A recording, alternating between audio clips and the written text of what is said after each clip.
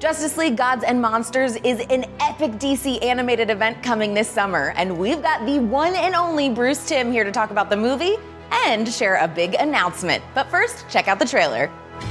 At least 50 dead in the Embassy massacre. A virtual house of horrors. Superman's fingerprint is damning evidence for sure. The Justice League cannot be trusted. Dios mío. We're being framed.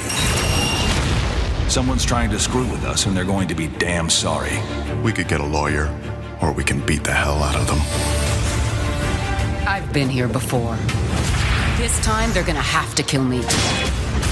There's your father, General Zod. We need the Justice League. They're the only ones who can help us. I watched one madman destroy my world.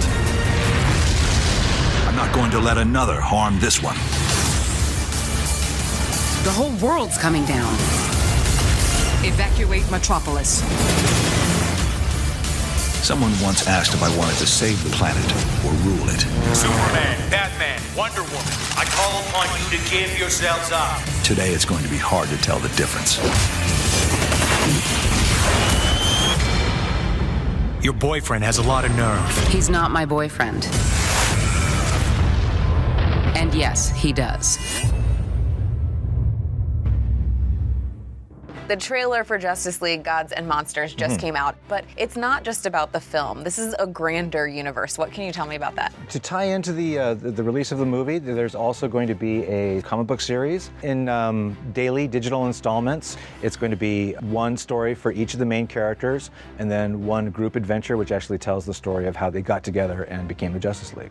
And I love it because the way you describe it, where you're just saying stuff's going to come out every single day. So these are new characters, and people are going to get to know them really quickly. Yeah, it's actually kind of cool because, you know, the movie itself is kind of a lot to take in. These are all new characters, all new versions of these characters.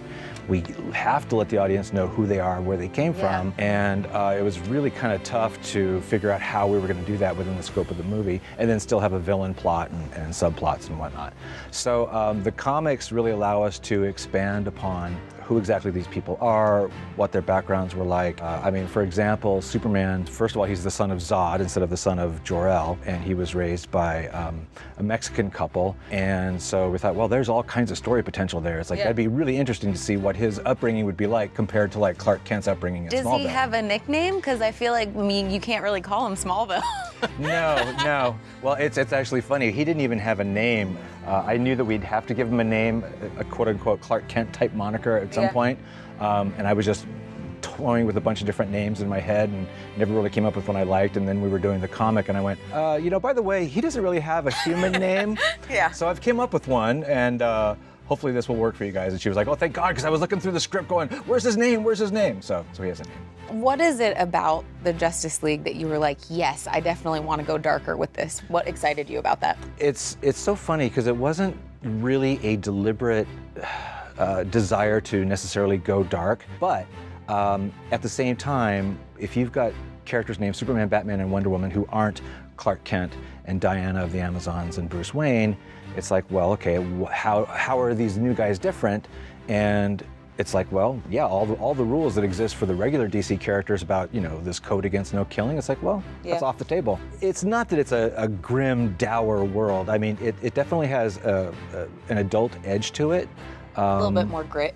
A little bit more grit. I mean, it's probably more in line, comics-wise, with a comic like The Authority, which is also kind of like a more adult take on the Justice League. So this is kind of in that same vein, without being, you know, gratuitously violent or sexy, but there is some violence and a little bit of sex.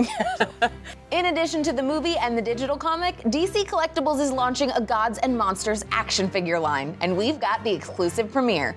The first wave of figures, including Superman, Batman, and Wonder Woman, lands in stores this fall. This weekend, DC Entertainment is trying to set a world record for the largest gathering of people dressed as DC superheroes. If you want to be a part of the event, check out the link in the description below to the event's Facebook page where you'll find all the details. And while you're there, click subscribe.